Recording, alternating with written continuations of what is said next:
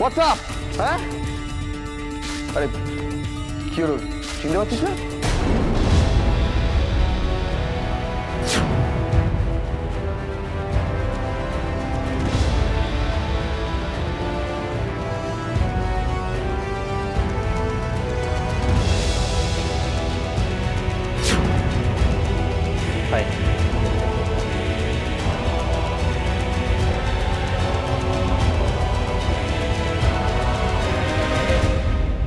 ওকে নীল, ওকে ও আমার স্ত্রী।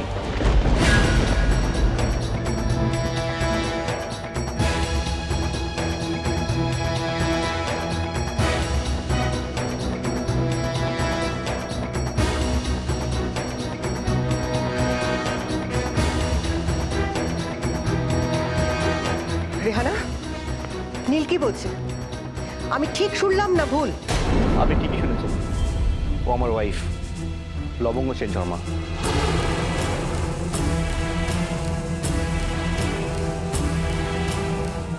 যেই হোক না কেন, শি ইজ বিউটিফুল, চোখ ফেরাতে পারছি না।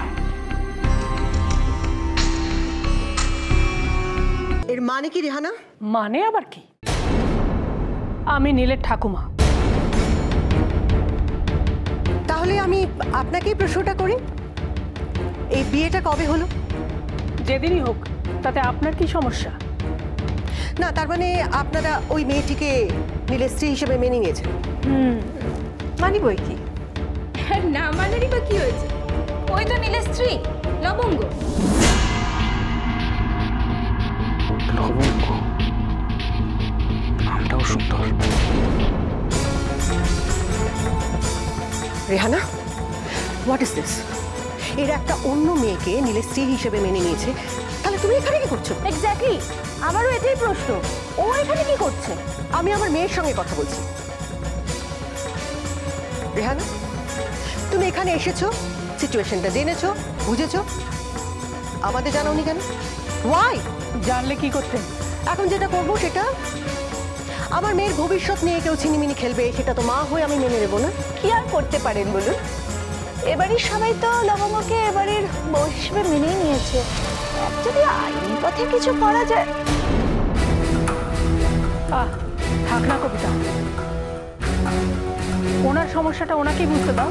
হ্যাঁ, আমাদের সমস্যা আমরাই বুঝবো, তার আগে নীলের বাবা মার সঙ্গে আমাকে কথা বলতে হবে, ওদের ভালো মন্দ বোঝাতে হবে। নীল, তোমার বাবা মা কোথায়? কোথায়?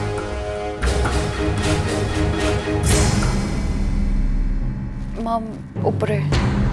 যাও, গিয়ে কেন? না, যাই উপরে গিয়ে দিদিকে খবরটা দিই। চলো মামা, আমি নিয়ে যাচ্ছি তোমার। দিদি কাম।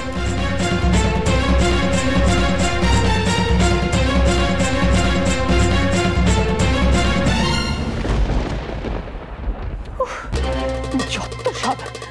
দাদুভাই, দাদুভাই, ইটালি গিয়ে তুমি এদের সঙ্গে মিশেছিলে, এই লোকগুলোর সঙ্গে? দিদি, আবার এক প্রস্ত ঝড় উঠল বলে।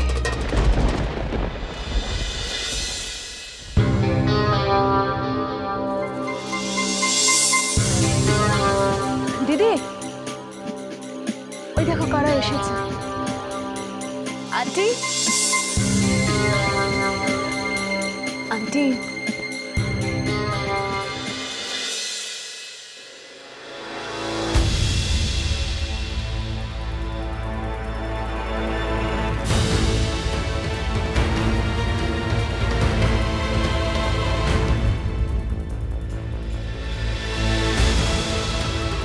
আমি ঠিক চিনতে পারলাম না তো।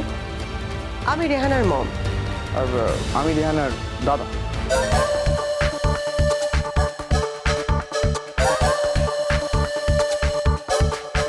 আপনি নিশ্চয়ই নীলের মা? হ্যাঁ, আমি আমি নীলের মা। আচ্ছা রেহানা, তুমি তো বলবে যে ওনারা আসছেন, আমাদের প্রপার টেক কেয়ার করা উচিত, রিসেপশনের ব্যবস্থা করা উচিত ছিল। থাক, আমাদের আর যত্নের প্রয়োজন নেই। আমরা ছেলে যা ব্যবহার করলো, আমার তো মনে হয় রেহান একটা মস্ত বড় ভুল করেছে আপনার ছেলেকে ভালোবেসে। মামা প্লিজ।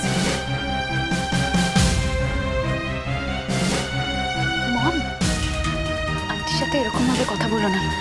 আন্টির জন্যই কিন্তু। চুপ, একদম চুপ। আমি যেটা করছি সেটা একদম ঠিক করছি। ওরা তোকে ঠকাচ্ছে।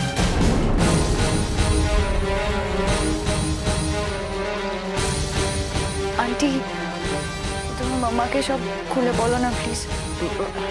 বলছি দেখুন, নীলের সঙ্গে যে রেহানার আগে বিয়ে হয়েছে আমি এটা জানতামই না। আর যদি জানতাম তাহলে কিন্তু লবঙ্গর সঙ্গে বিয়েটা আমি কিছুতেই মেনে নিতাম না।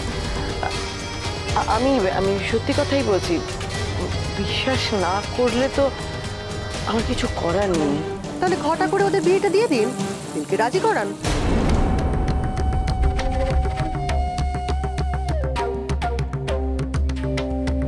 কি বললেন আপনি?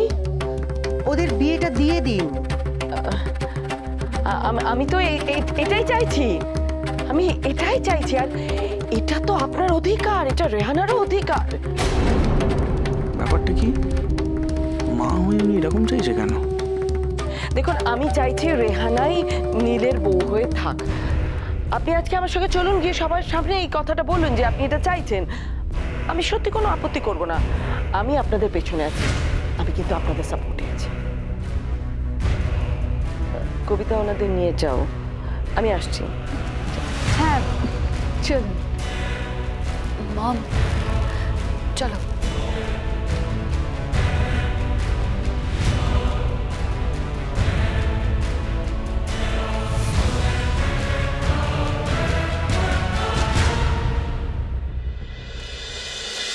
এটা কিছুতেই হতে পারে না। এত বড় অন্যায় আমি কিছুতেই মেনে নেব না। আপনি আপনি একটু বোঝার চেষ্টা করুন প্লিজ, একটু বোঝার চেষ্টা করুন। না, আমি তো বুঝবো না। কেন বুঝবো? আপনি আপনার স্বার্থটা দেখতে পারেন না, আমি আমার স্বার্থটা দেখবো না? ভয় পাওয়ার কিচ্ছু নেই। কি হয়েছে? আপনি? আমি নীলের বাবা। আমি শুনেছি মেহুলির মুখে আপনি রেহানার মা। তাহলে তো ভালোই হলো, কথাটা সরাসরি পারা যাক। আপনার ছেলে নীল আমার মেয়ে রেহানাকে প্রথম মাথায় সিঁদুর দেয়, তার মানে রেহানাই হলো ওর প্রথম স্ত্রী। না,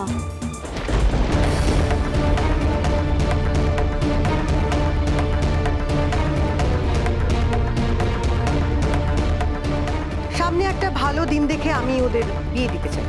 দিনটা আমি দেখ না।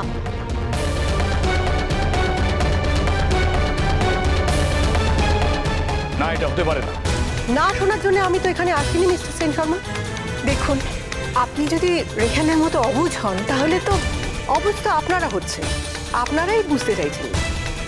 হতে পারে ওই মেয়েটাকে আপনাদের পছন্দ, কিন্তু কিছু করার নেই, এই বিয়েটা হতেই হবে। কারণ আপনার ছেলে আমার মেয়েকে পছন্দ করেই বিয়েটা করেছে। বিয়ের কোনো প্রশ্নই উঠছে না। বিয়েটা তোমাকে করতেই হবে নীল, নাহলে আমার থেকে খারাপ আর কেউ হবে না। কোনো লাভ নেই মামা। নীল কালকে পুজোতেই আমার সাথে বসতে চাইছে না, ওর বিয়ের পিড়েতে কি বসবে? বিয়ে তোমাকে করতেই হবে নীল।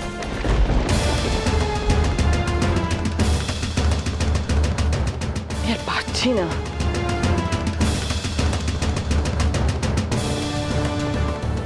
নীল, আমি আর তোমার জন্য কত অশান্তি ভোগ করবো বলো তো, কত?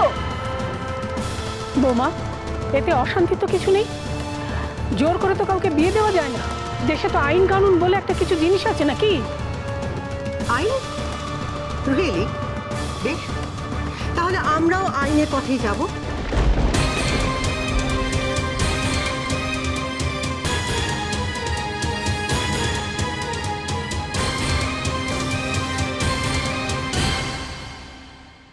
হে তুমি আবার কি পরীক্ষা দিচ্ছ ঠাকুর? এবার তুমি যা ভালো বুঝবে তাই করবে। কেন কেন বারবার মা আমার ক্ষতি করেন? কিছু কিছু সময় আছে যখন নিজের অধিকারটা কেড়ে নিতে হয়, আর আজ সেই দিন। কি বলতে চাইলো বলুন তো? আমি তো কিছুই বুঝতে পারলাম না। আপনি কিছু বুঝলেন?